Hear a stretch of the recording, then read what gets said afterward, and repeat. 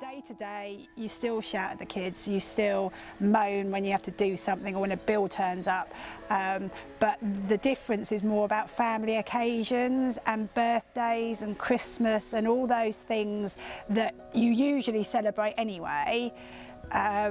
For me, have an added meaning because I might not have seen, you know, Ida turn 4 in November, might not have been there for that. You know, those are the times that I realise I could have missed this.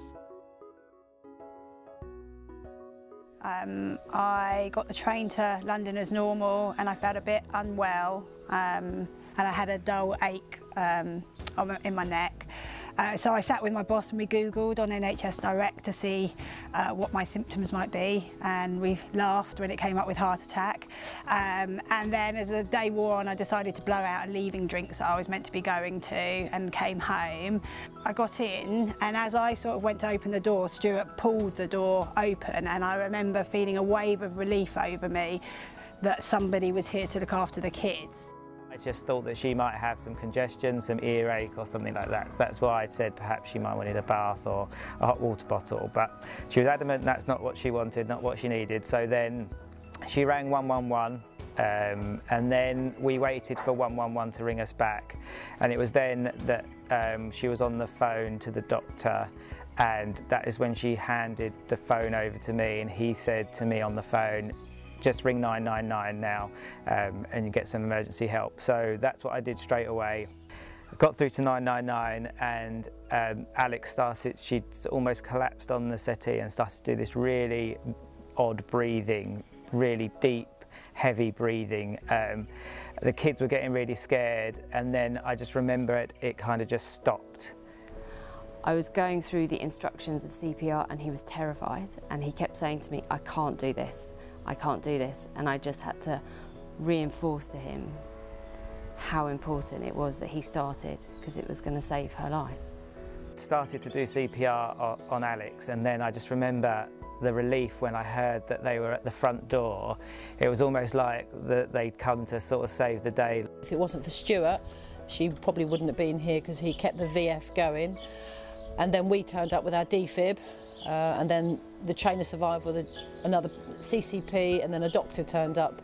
Sue and JP were really good at sort of talking me, explaining exactly what was happening, and I think it was one of those points that they said, we think she's had a heart attack, and I just remember thinking, how's this, you know, I thought it was earache, how has this sort of got to so severe so quickly? You don't really know the true story until you get there and walk in and see sort of Alex on the floor. And then with the kids around and everything else, it sort of brought home true how sort of life can change in a matter of seconds. As Stuart said, sort of from feeling unwell, just thinking, oh, go and have a hot bath, you'll be all right, to being on the floor in cardiac arrest. It was pretty traumatic for him, really.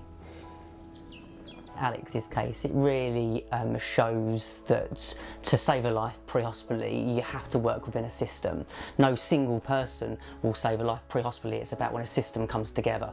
And the chain of survival is about exactly that. It's about early recognition of cardiac arrest. It's about people giving advice over the phone to get relatives to do CPR. It's about ambulances arriving quickly to provide advanced life support, early defibrillation, and it's about getting that advanced level of care to the patient pre-hospitally. In Alex's case, she had a pre-hospital anaesthetic delivered by our HEM service.